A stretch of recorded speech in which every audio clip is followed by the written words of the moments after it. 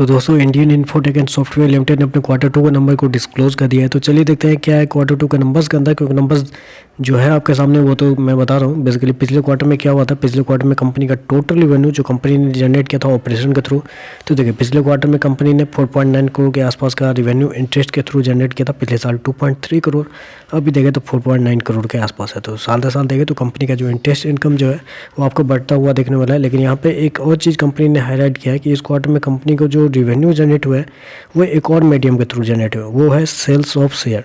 यानी कि 1.1 करोड़ कंपनी ने जनरेट किया है अपने शेयर को बेच के। अब अपने शेयर को बेचे हैं मार्केट में जाके या किसी और कंपनी के शेयर इनके पास ऑलरेडी थे उनको कंपनी ने बेचा है, ये मुझे नहीं पता। लेकिन यहाँ पे कंपनी ने मेंशन किया है कि सेल्स ऑफ शेयर, उसके थ्रू कंपनी ने 1.1 करोड़ का रिवेन्यू जनरेट किया है।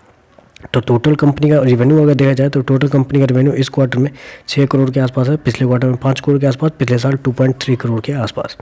चलिए कंपनी के एक्सपेंस क्या है वो देख लेते हैं। एक्सपेंस में भी कंपनी के द्वारा ज़्यादा कुछ खर्च नहीं किए जाते हैं, क्योंकि बस इस क्वार्टर में कंपनी ने चेंज इन इन्वेंट्री के नाम पे 25 लाख रुपए खर्च किए हैं।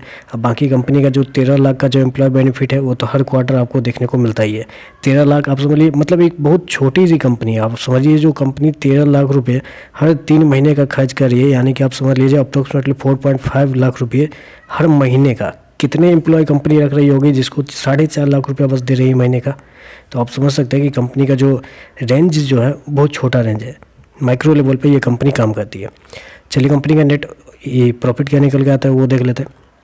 तो देखिए पिछले क्वार्टर की बात करें तो पिछले क्वार्टर में कंपनी का प्रॉफिट 3.3 करोड़ था, पिछले साल 1.9 करोड़, अभी देखें तो 3.8 करोड़ के आसपास आपको देखने को मिल रहा है। ईपीएस की बात कर लेते हैं। तो देखिए पिछले क्वार्टर में कंपनी का ईपीएस अप्रोक्सीमेटली बोल सकते हैं 0.03, पिछले साल 0.03, पिछले साल 0.01 के आसपास।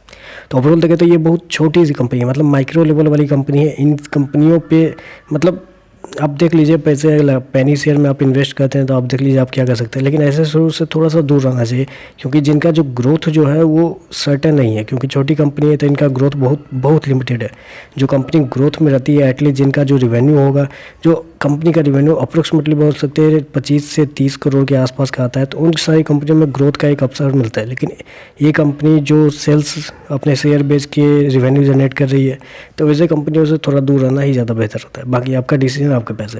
तो बस आज के लिए बस इतना ही। वीडियो पसंद आए तो लाइक कीजिएगा, साथ में साथ चैनल को सब्सक्राइब जरूर कीजिएगा। धन्यवाद।